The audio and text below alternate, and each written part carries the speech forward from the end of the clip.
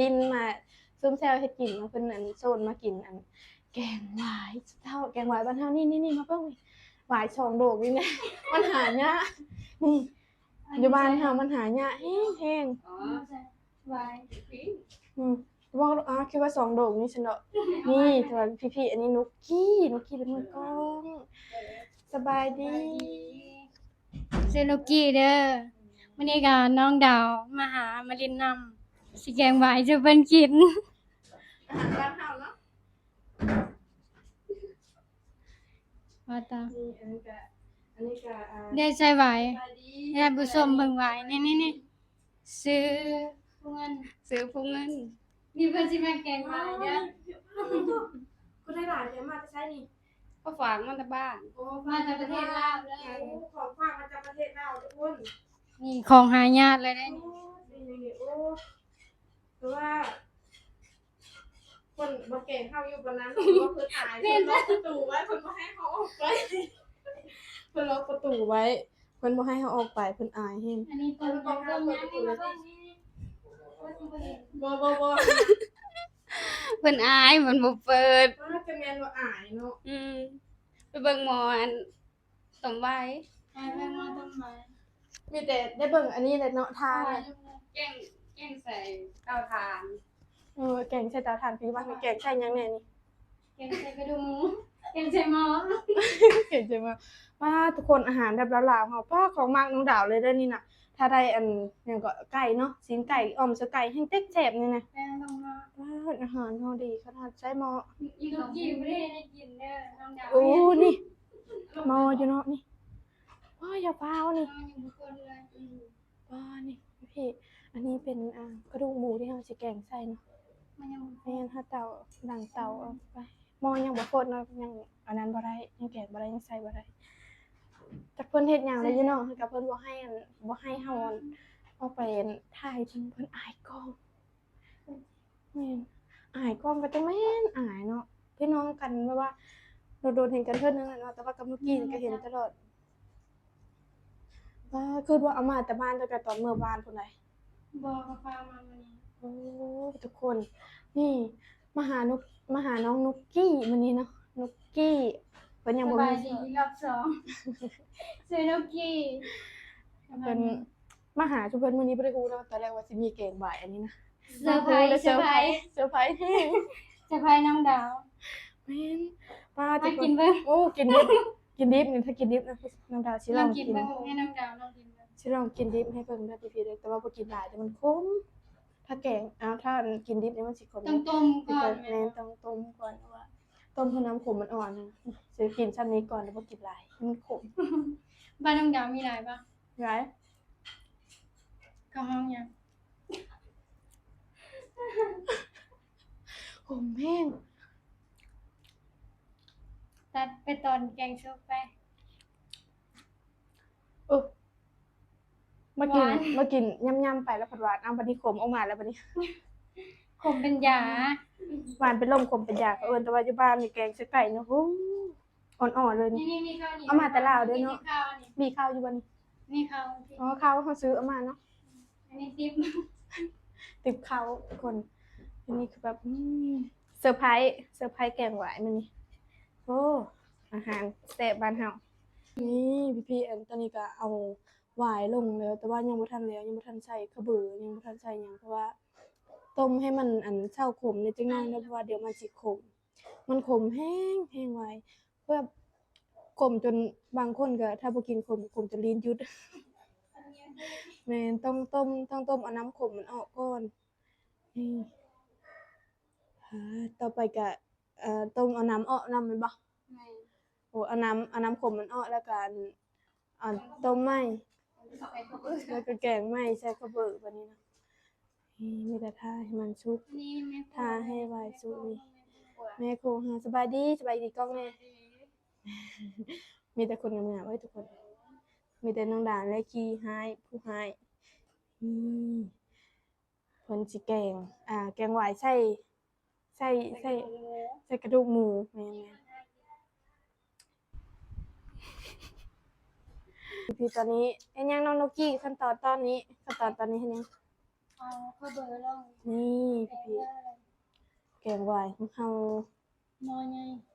หม้อใหญ่แล้วกินหลายคนว้าเป็นตาแซ่บกลืนน้ำลายนะนี่ อันนี้แซ่นั้น ชื่อหยังก็ ถือเงิน น้องผู้เงินแล้วก็น้องนุกกี้นี่แกง ไว้สู้น้องดาวกิน นี่น้องนุกกี้เพิ่นมาเซอร์ไพรส์มื้อนี้เนาะเซอร์ไพรส์แกงหวายน้องดาวก็จะกินแต่หึงนั่นแหละแต่ว่าอยู่ไทยมันไม่มีมันบ่มีนะอันนี้ไม่รู้ว่าอยู่ประเทศไทยเขาเรียกว่าอะไร คือถ้าอยู่ประเทศลาวก็เรียกว่าหวายคือมันจะมีรสชาติแบบว่าข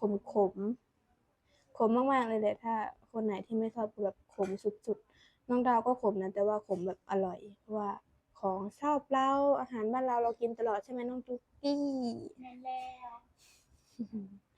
ขั้นตอนต่อไปได้เอายังลงมานี่ ผักค้า โอ้ ผักเน่า เอาผักเน่าใส่ผักเน่าเนาะทุกคนมานี่ค่ะ ให้มัน สิใส่ ให้มันพดก่ สิ อน ใส่เลยปะ ให้มันพดก่อน อ๋อถ้าให้หม้อฟดก่อนจะลงนี่น้องนุกกี้ ไปตอนกิน บอกนี่นะทุกคน แกงหวายใส่กระดูกหมูนะคะ นี่พี่ๆตอนนี้กำลังปรุงรสชาติเนาะมาจริงปรุงรสชาติอาหารของเฮา น้ำเลย นี่นะ เริ่มไปเริ่มไม่ได้ แกงหวายเฮาสิใส่ปังหน้าหรือบ่นี่ ใจเริ่มเลย ใส่เลยนะใส่เลย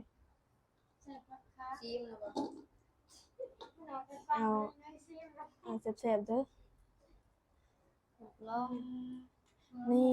เป็นแม่โคยนั่นนี่ เป็นเรา อันนั้นก็อายแต่กล้องนะย่างหนีกล้องคุณย่างปุดนี่สบายดี บายดี ชื่อยังนี่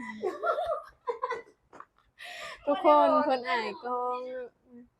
อันที่น้องนุกกี้ว่ามีเซอร์ไพรส์ก็คือแกงหวายเซอร์ไพรส์น้องดาวว่าน้องดาวอยากกินแห้งอันนี้ฝากมาแต่ลาวพุทธนี่นะพี่ฝากมาแต่ประเทศลาวฝากมาได้จังมือแล้วนี่นะ 2 มื้อแล้ว ใครเป็นคนฝากมาให้ พี่น้องญาติ เงินพ่อแม่บอก บ่ พี่น้องฝากมาให้ แม่ ทุกคนคือน้องดาวก็ได้มากินน้ำซุปเพิ่นนะได้มากินมาหาน้องนุกกี้ตอนแรกบ่รู้ว่าสิมีแกงหวายมันมาแล้วซุปเพิ่นว่ามีแกงหวานได้มื้อนี้ว่าเฮ็ดแกงหวายน้องดาวก็ดีใจที่ได้กินอาหารแซ่บนี่ก็น้องนุกกี้สบายดีอีกแล้ว นี่คือคนชิมแล้วที่ แซ่บบ่ ผู้ชิม แซ่บ แซ่บอันนี้แซ่บแล้วเนาะเมื่อกี้จางบ่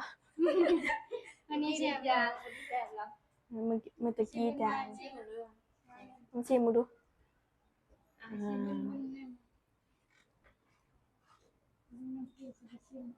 เป็นอะไรน้องนุกกี้จับเอาใหม่นะ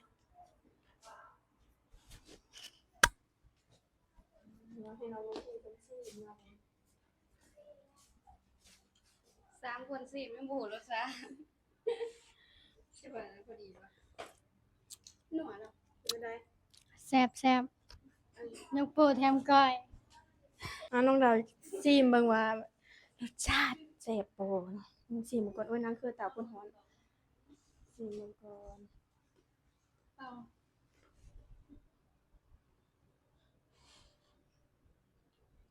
แซ่บป่ะ แซ่บบ่น้องดาว แซ่บขมๆอำลำขมอำลำ บ้องอยู่แล้วมัน โอ้ยจังน้อย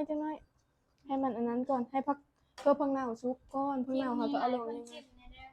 แม่นคลิปนี้ก็สิแบบว่าซิม คนในนะ ซิมว่าทุกคนรู้สึกว่าจะจางหน่อยนึงหรือว่าเป็นน้ำกินเค็มบ่ใส่เกลืออีกบ่ แซ่บ แซ่บก็ ใส่เกลืออีกนะ เลือดปากจริงๆค่ะ น้องดาวปรุง บัดเค็มมันจะเนอกวันนี้แก้บ่ได้แล้ววันนี้เค็มปาดสลุยสิจ้ะเห็นความหม้อความนี่จะเทียนอะไรอันนี้ก็ซุกเรียบร้อยแล้วทุกคน เก่งไว้อืมหลายคนจะกินน้ำกันแซ่บๆสวัสดีกล้องแน่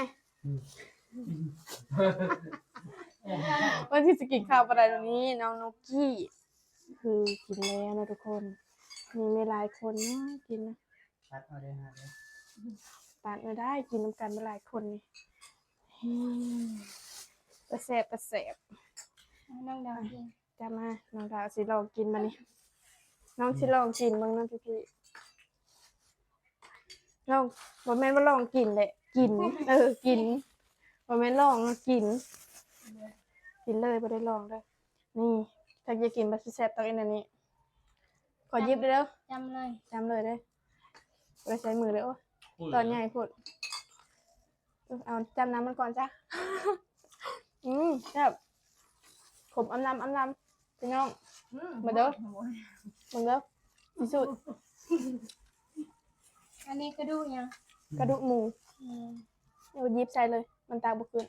นี่ตอนหวานเน้นๆ